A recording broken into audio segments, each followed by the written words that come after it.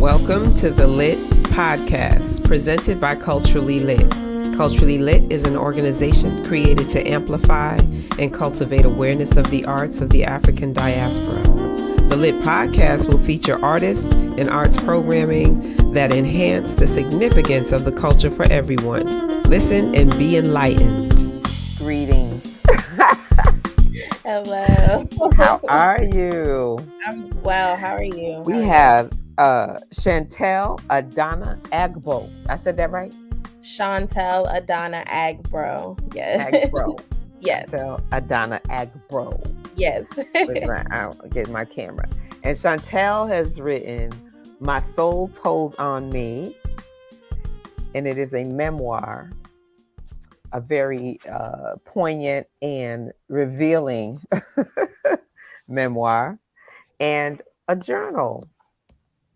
Yes. The Rebel, where authenticity rules and words are free from ridicule. Yes. Speak, giving people some voice. And first we're going to talk about the book, and then we're going to get to but first, I want to know a little bit about you. Like, introduce yourself. I like people to talk about themselves instead of like going to some Yeah. No, of course. My name is Chantell Adanna Agbro. Again, I am originally from Maryland. I'm currently residing in LA. I have been writing since I was as long as I can remember, but definitely 10 years old.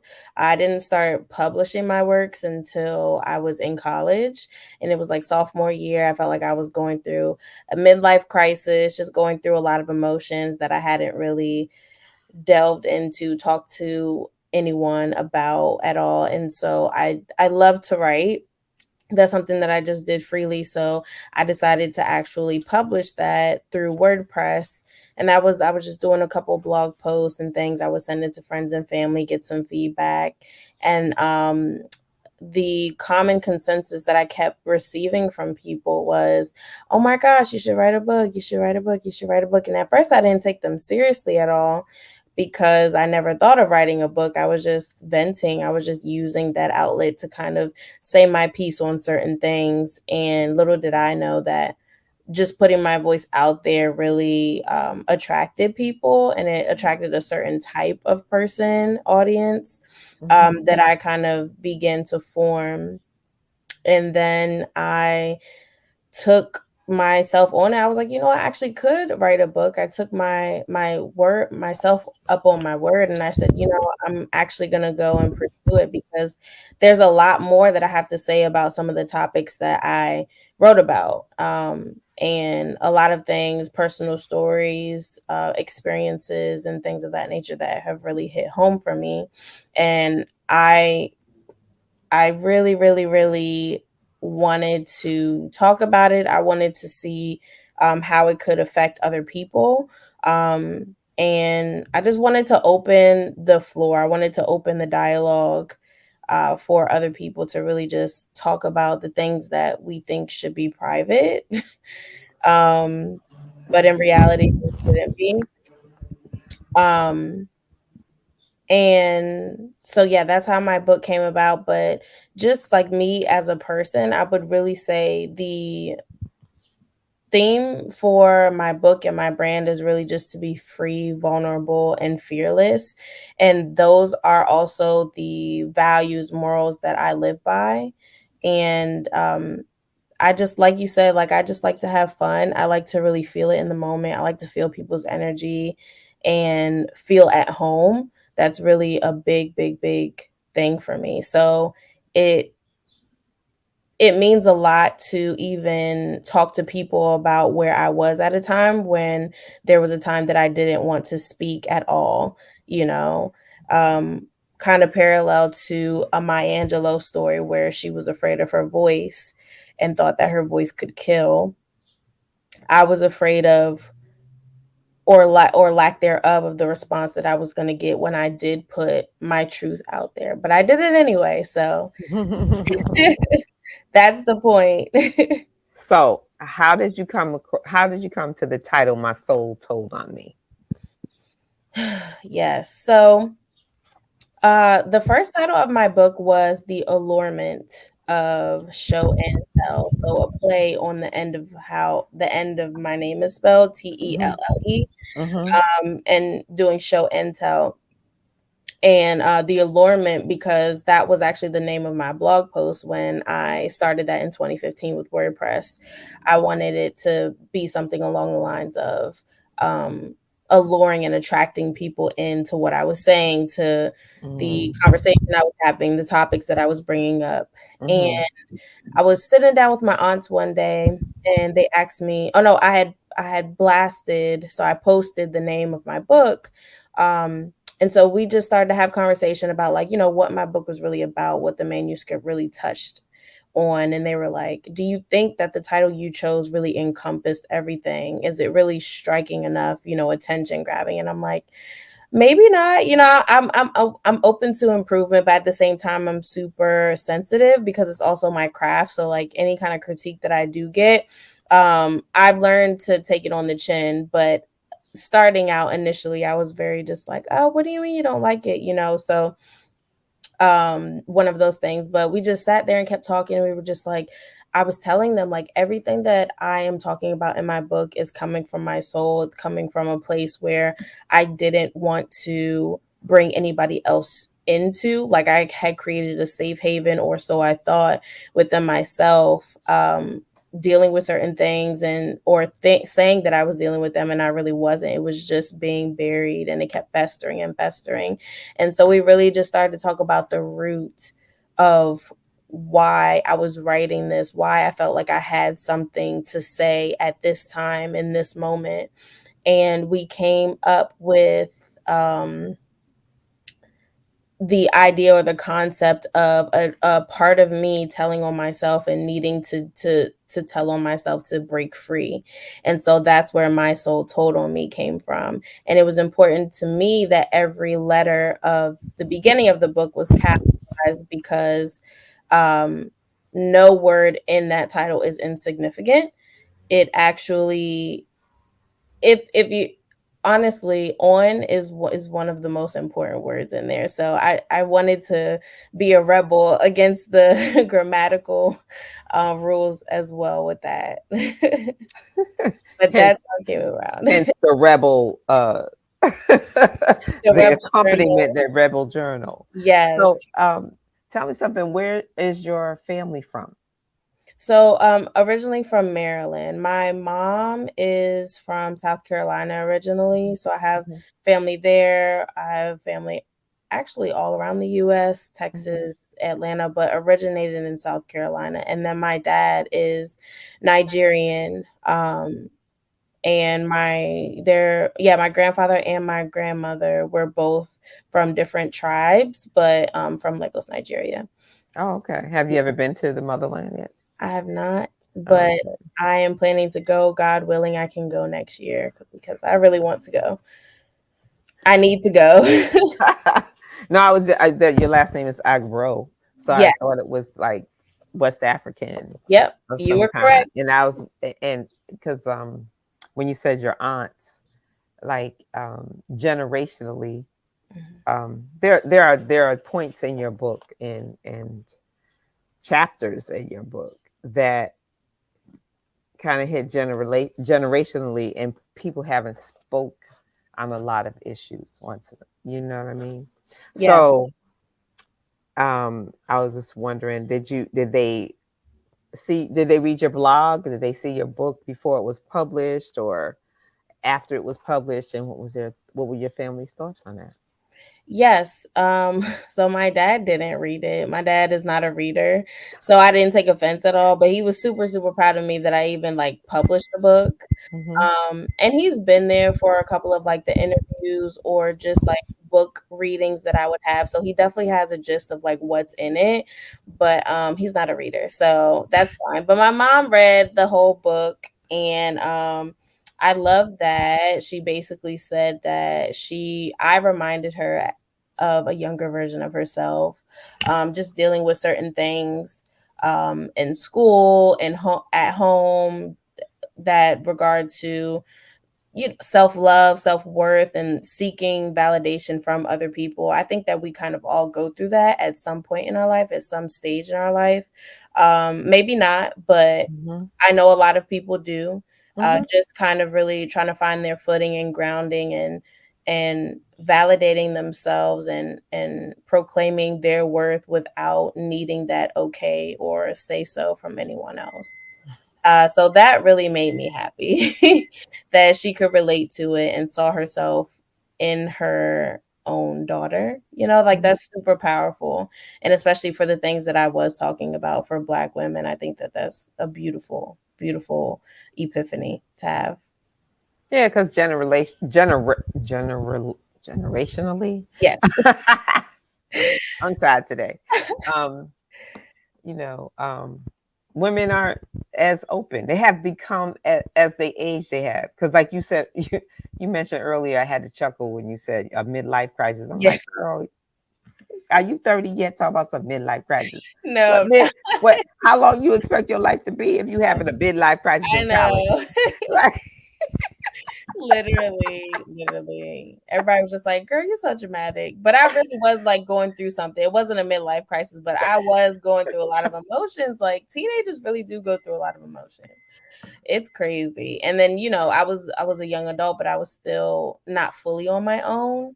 So even navigating, even though college is like one of the best times you'll ever have in life, there were still some things on the back end that I feel like you are consistently and continuously learning and growing about yourself.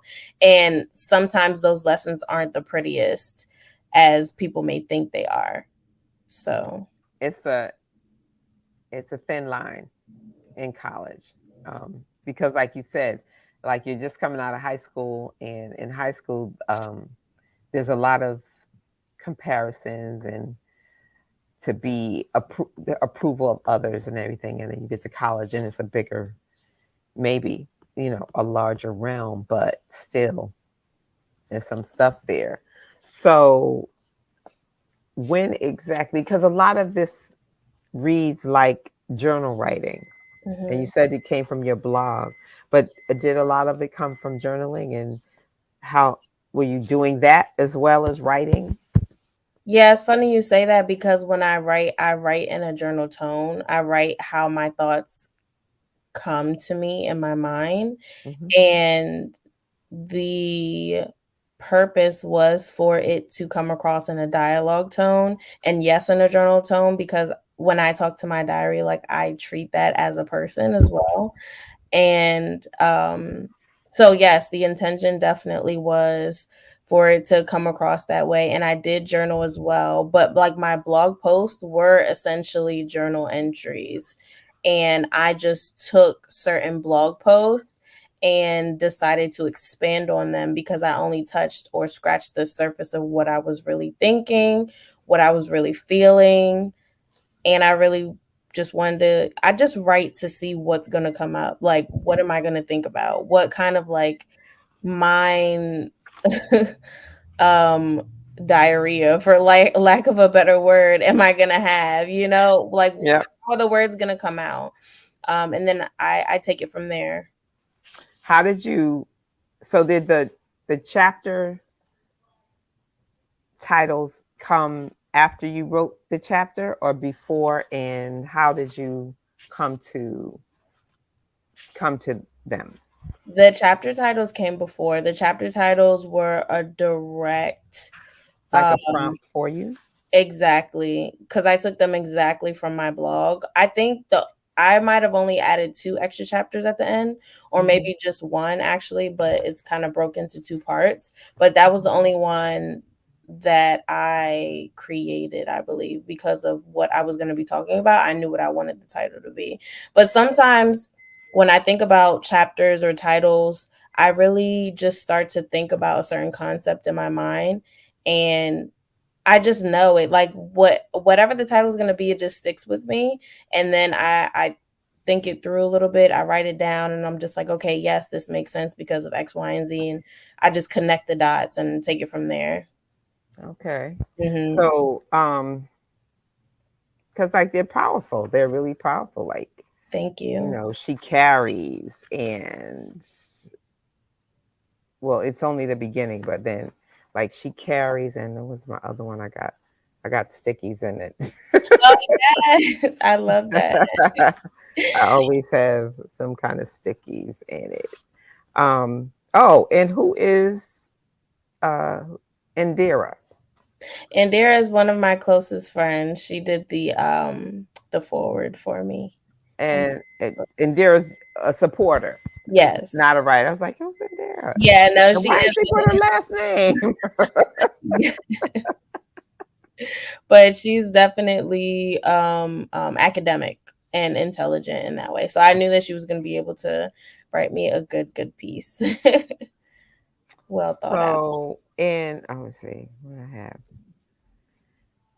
What chapter of this would you say was the most trying for you? I think the most trying chapter was She Carries. And She Carries because I talked about my grandmother and I talked about the last day I remember seeing her alive and how it was seeing her deal with breast cancer. And we were very, very close.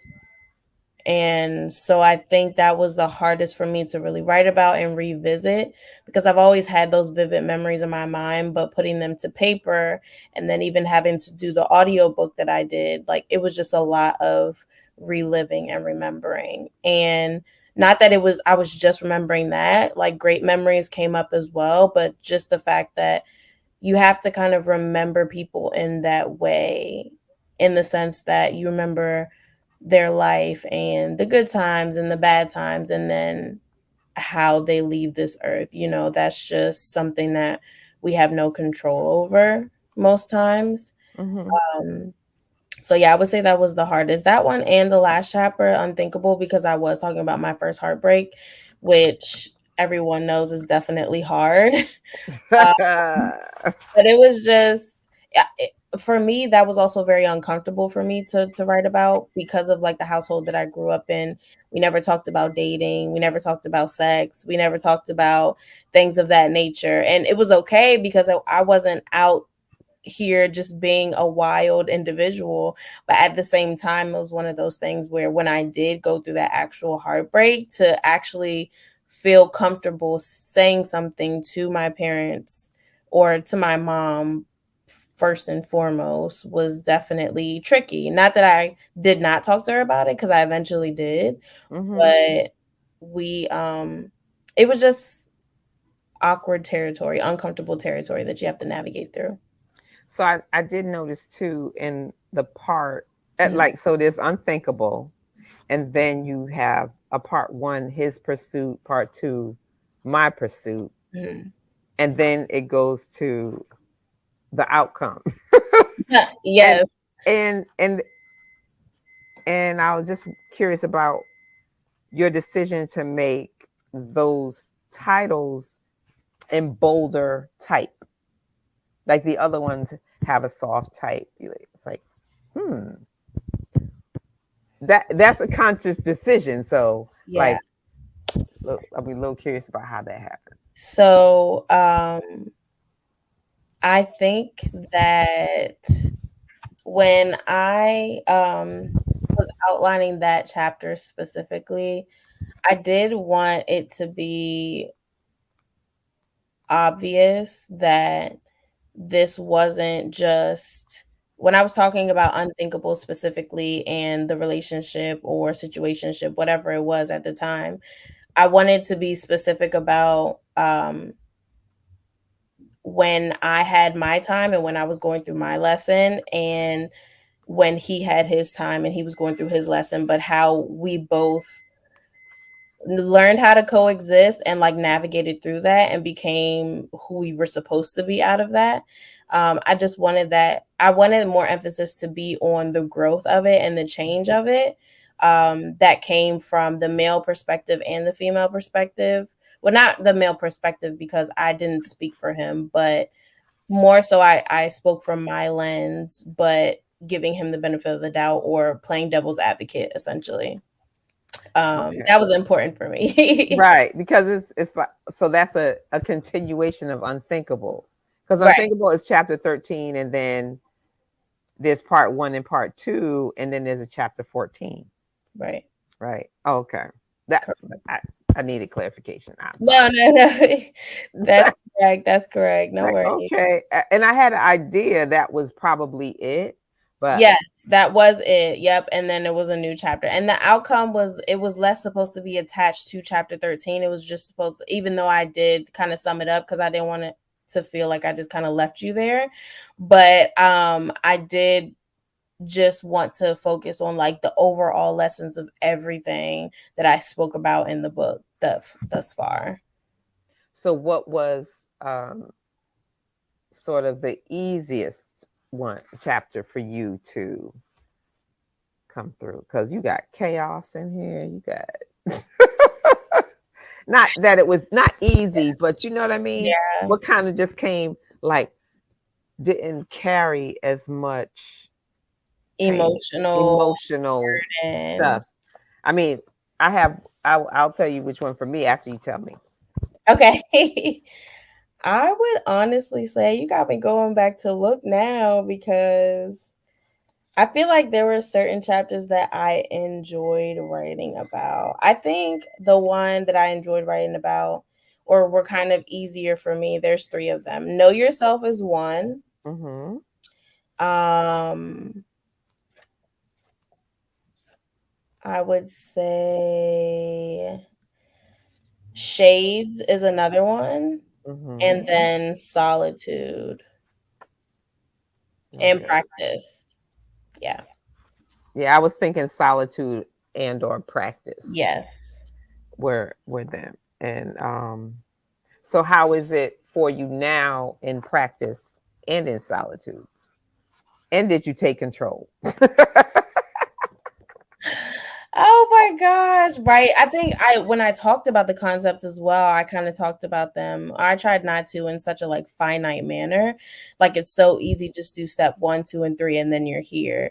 Mm-hmm. No, it's such a progressive process. But yes, I do think that since that time I have taken control in certain aspects and I have been able to look at life in a different way, in a more graceful way, in a more forgiving way, in a more just journeying way, opposed to militant and um, just the harshness that kind of already comes with, just being alive today. Kind of being able to relieve and let go and allow myself to really be free internally was a big thing for me. I'm still learning to do it. I'm still in therapy, working through a lot of things. And that is necessary because uh, at the end of the day, things happen and we still do have to move forward.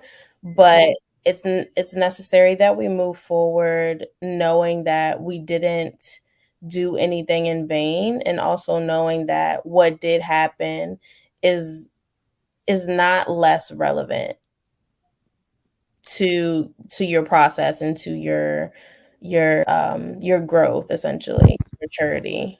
Because I was going to ask, like you wrote this in 2019, Mhm. and obviously these are experiences that you had at a younger stage in your life. Mhm. So how has the information, or what have you learned from these lessons in here, um, and how has that, how have you evolved in that? Right. I have the biggest lessons that I would say that I wrote about on top of the discipline that it took to write about it was that time doesn't wait for anyone. Um, Patience is necessary. And if you don't have it, you're going to get it eventually because we don't control anything. So, still learning how to have balance between what I can and cannot control. But when I do get that pushback, I do feel as though now I'm at the stage mentally where I'm not forcing it. I'm not forcing anything. I'm learning to be a lot more okay with accepting the things that I can't change about people, about things, and I'm able to move forward in a more positive and progressive headspace, because really believing and knowing that if something is placed on this earth for you, that is going to be for you, having that peace and really knowing and believing that sets you apart, because you aren't so distracted. You aren't so worried about what the next person is or isn't doing, or what is not happening for you. You go after what you want, you put the energy that you want out there, and you play the waiting game, because that's what life is. You play the waiting game. And when it's your time, that's when you'll reign. And until then, you're a student. I mean, you're always a student of life, but right now you're a student. You're going through whatever you're going through, but you're going to get through it. So just having that consistent kind of pep talk with myself, positive internal talk, is definitely something that has changed as well and has helped me evolve. Being more honest with myself and open to just feeling uncomfortable is it's done a lot. It's done a lot. So how old are you now? I'm 26. 26. And when you started writing it, how old were you? When I started writing my book, I was what, 19, 18, 19? Yeah, I think 19 or 20. I think 19, yes. Okay. Yeah. And wow. And so I'm sure for your peers, you've heard a lot. Like what kind of impact do you feel like it's had, or have you heard that this has had on Yeah. like From a lot of people I've heard, I didn't know that you were going through those things. I've heard that it's very relatable, that they love the part, and the part about my grandmother made them cry. They've asked me if certain people have reached out to me from high school, because I did talk about my experiences in high school. And they've asked me, like, have do people know that you wrote about them in your book? you didn't change the names to protect the innocent? I didn't say any names. I didn't Oh, say any names, that's but what I was saying. I didn't see nobody naming here. yeah, How no, I they didn't say how they any gonna know? Because names. Yeah, a lot of times people don't know how they made you feel. right, right, And yeah.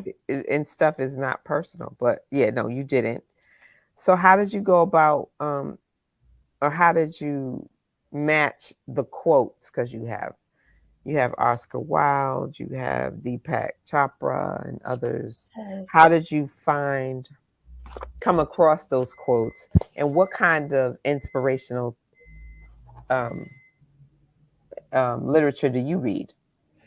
So I came across those quotes by chance. I'm always on Instagram, so I decided to use Instagram for what it's used for, and that is to connect with people and find inspiration, kind of like a Pinterest. So when I'm scrolling, I follow a lot of like quote pages, and some writers that I have found now, and then previous writers, of course, the greats.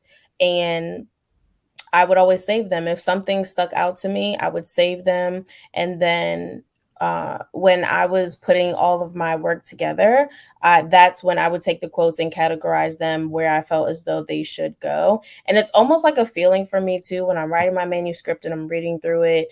It's like I just have a green light of, okay, this needs to go there. Or, oh, okay, I need to add something here so that this flows, so you know that these are connected.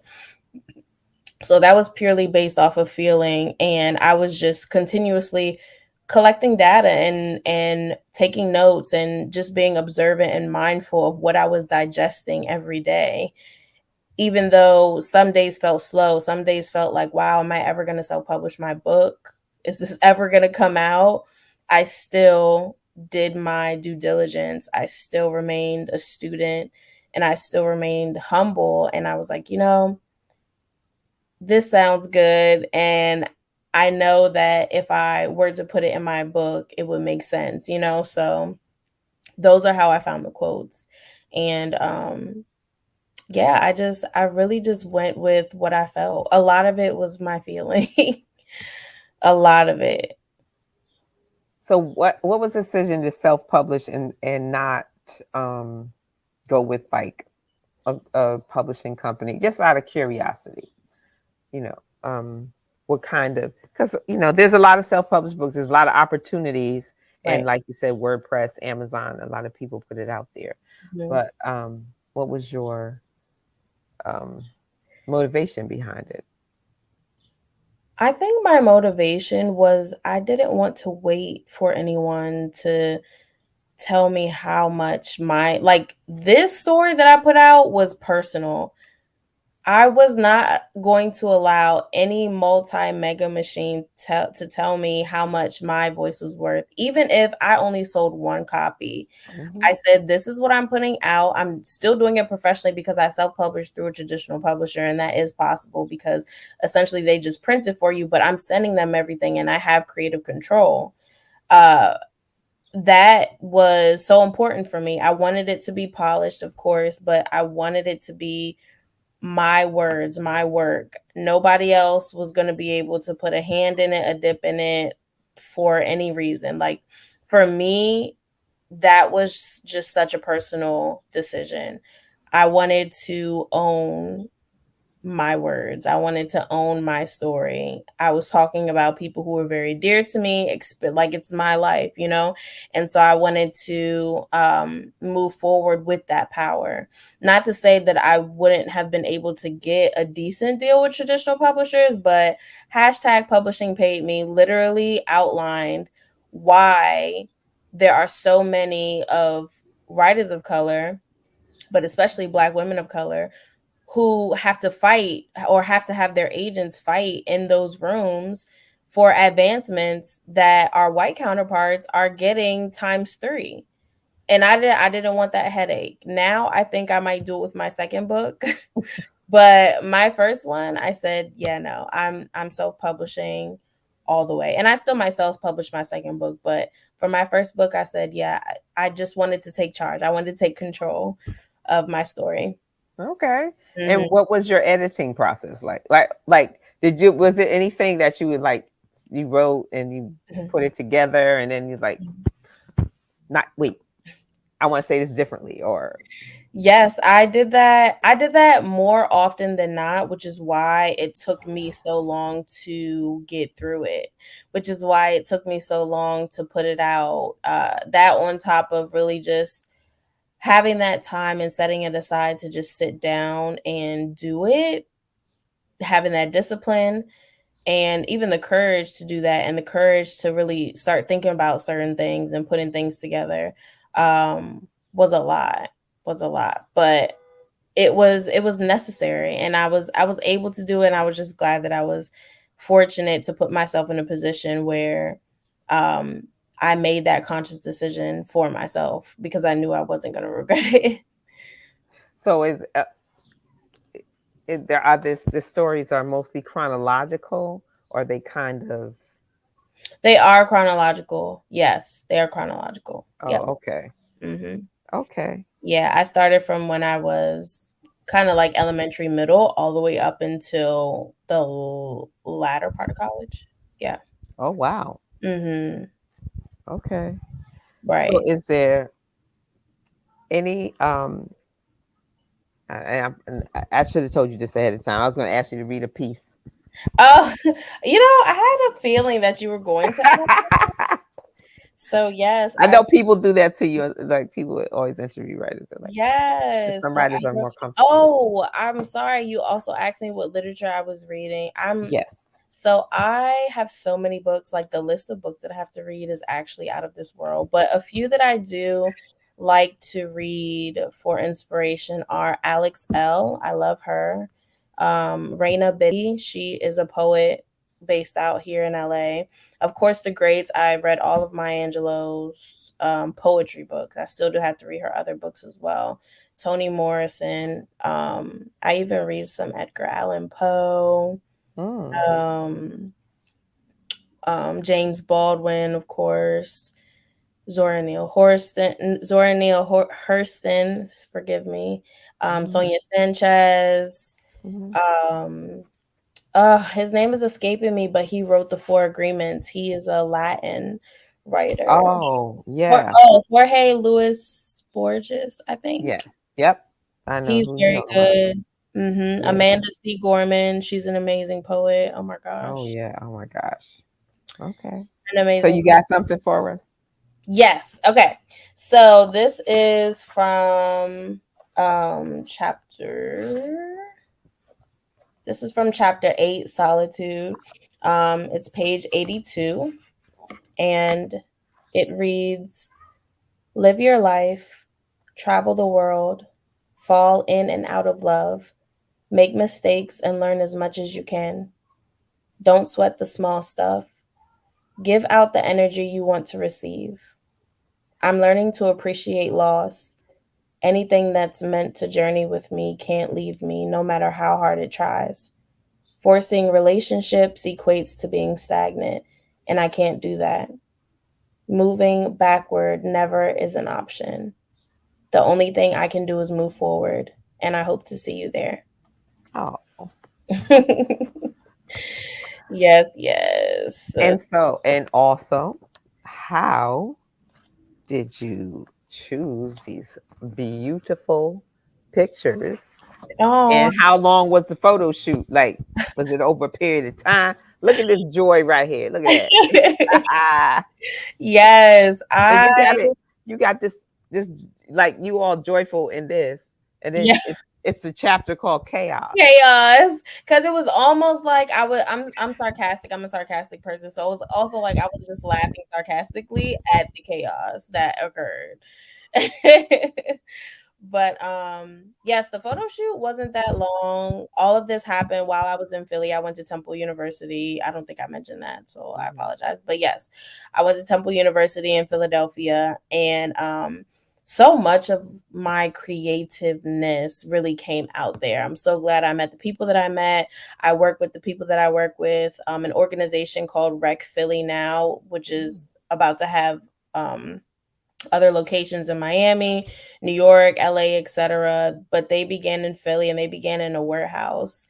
And they now have like just a beautifully revamped space for creatives to just come and be who they are and be their own boss, honing in on their craft. And that really was the start and gave me the start and the push that I needed to see myself more than just a blog, see myself more than just venting or having a bad day and going off, with my pen or typing on my keyboard, seeing myself as a brand and making a serious imprint in this world, in this life with my words. Is it My rec? industry. WRECK? No, rec as in recreation. So Oh, REC and then okay. Philly. Okay. Mm-hmm. Have to look that Yes. up. Yes. Now the Rebel Journal, girl. Okay, you talking about where authenticity rules and words are free from ridicule, and speak. Yes. So, did this, as you were writing the book, did this come up, or did you do it after? This came after. Um Rec Philly really helped me think about this more of like a brand opposed to it just being a book. So I was thinking of what other apparel features, kind of trinkets that go with being a writer or that go with being involved or love for literature. And I came up with a journal and a personalized journal at that. And I wanted to use excerpts from my book, but I also wanted to put some guided meditations in there to ask some questions, but not to overwhelm. I just know some people when they are set to journal, they need a little bit of a push or a bit of incentive. I know I do. And then there are other pages that are blank. There are pages where you have the option to express yourself visually. The font and the off-white pages were chosen specifically because I'm almost like in love with olden times. So I love the idea of writing with the end of a feather, calligraphy, and I love like the burnt page look like that. That is it's just something very unique about it that I feel like can never be duplicated. But yeah. So do you journal now? I do journal, yes, and I created the Rebel Journal as an exception and also a subset to my book for Black women to feel their embedded emotions when they're too busy feeling everyone else's, which is when? All the time.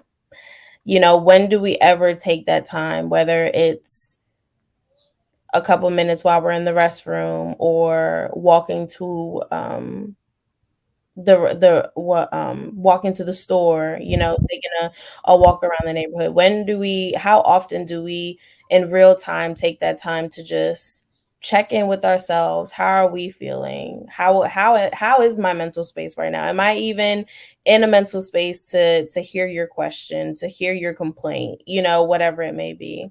Um, and that was my goal because I'm so emotional and I used to get teased about it, but I wanted to use my weaknesses and turn that into something that was powerful because it's very important to be in tune with where you feel mentally and emotionally.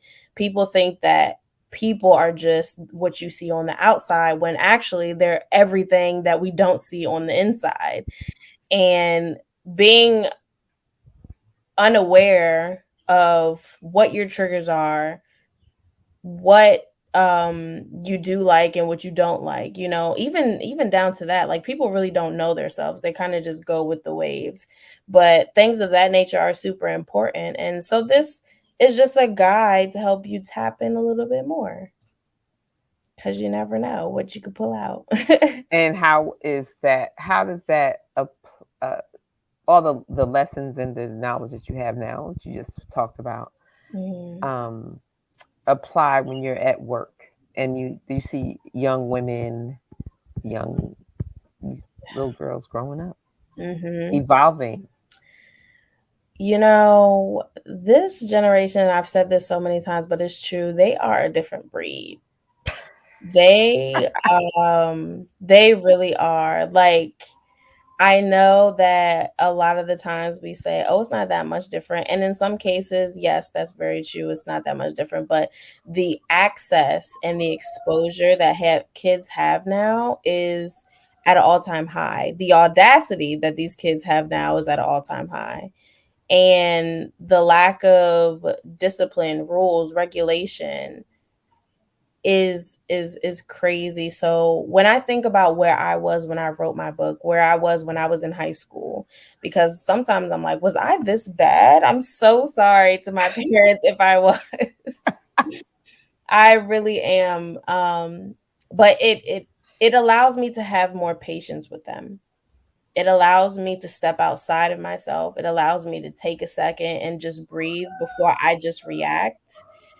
It allows me to see them as not as humans, but to see them as people and not just kids that people like to brush off, especially now with people just taking things to the extreme and just thinking that, oh, okay, I'm mad, so I'm going to kill someone or I'm going to kill myself, you know. Like, people are actively saying those things and they're not just saying them, they're acting on them as well, and then it becomes like a sick trend.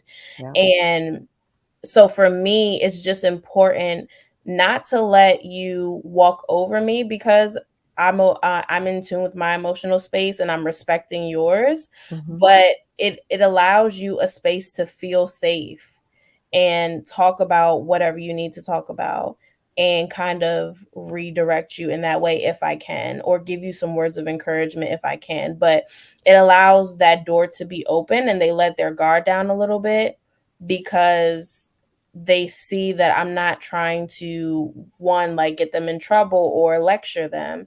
It's not about that. It's really about to help you actually be a decent human being in this life. You Hello. know? So these kids just think they're gonna be on YouTube and TikTok and be rich. They're gonna be millionaires soon. I'm like, you have no idea. Like, you have no idea. So what was it? How did you come to move to the West Coast? Yeah, so I was in Philly for 2 years after I graduated, and I graduated in 2018. So I left basically mid-pandemic. I was working in customer service and they had us work from home. So by that time, my lease was ending the end of July. So I moved all my stuff back home because it just made sense to just save. So I moved back to Maryland and I was there from 4 years. So about July 2020 to the next July. In the interim, my sister was getting her master's from St. John's University virtually. And in that, she has always wanted to live in California. Like, this has been her dream. So she accepted a position that she was offered. And when she said that, I was like, well, I knew that I was only staying home temporarily. Mm-hmm. I knew I was going to move eventually. And it just made sense because I am also working on things, working and breaking into the film and screenwriting industry. And just being in LA just makes sense as far as networking and really being able to like be at the forefront of where you want to be in certain opportunities that you want to embark on. And we were doing it together. So my family and I are super close, and it was kind of like a no-brainer for me to go. Plus, I love to be by the beach. And yeah, it's inspirational. Okay, so what's next? What's your next book? Or can you tell us the name of it, or Yes. should we Okay. expect it? Yeah. So expect my next book the end of next year. I would say fall of 2023, at the latest, the top of 2024. I am not revealing the topic yet. I mean, the title yet, but the topic is going to be surrounding Black women and the Black family dynamic, and unlearning the learned things that we have in this life. So unlearning the learned life that we live. That's what it's going to be centering around, with the focus on Black women and the Black family dynamic. And you said something about being interested in film and TV and stuff. Yes. So do you envision screenwriting one of your books? Yeah, so Or I'm both of your books? actually the first one for sure, because I that's already done, so I know what that would look like. I'm working on side pilots that are going to more than likely center around the topic of colorism, which is something that I talked about in my book. Oh yeah. And which would float into self-identity, self-love, self exploration. I think that's very important to talk about. So I'm excited because I have a lot of different ideas. But yes, my second book as well could for sure be a play or a movie or a TV show. Oh, okay. Yes. Well, we have been talking to Chantell Adanna. Chantell Chantell Adanna.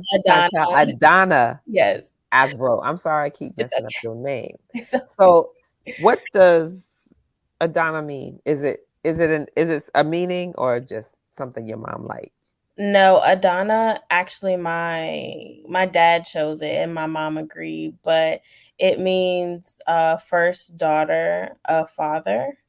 Okay. And then Chantell is French, how it's spelled, and it Mhm. means singing girl. I don't know why, because I don't sing, but maybe they meant singing with my writing. Well, you singing.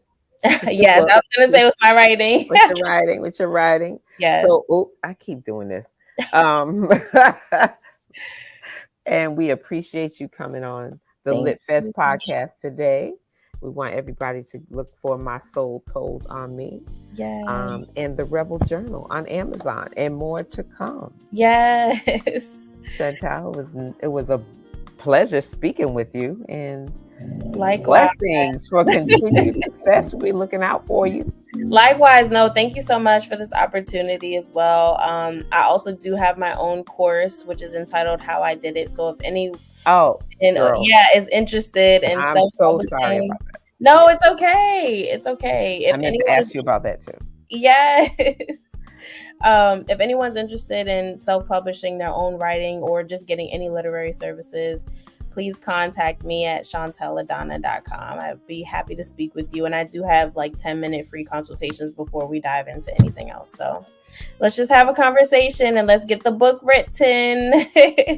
And also go to that website to buy your books, right? Yes, my books, my journals. I will be coming out with 2023 calendars as well. And I have 2 more items that I'm going to be adding to my inventory, which is tote bags and a notebook. So I'm excited. Hey girl, I say, yes. With the merch. Okay. Yes. Well, thanks.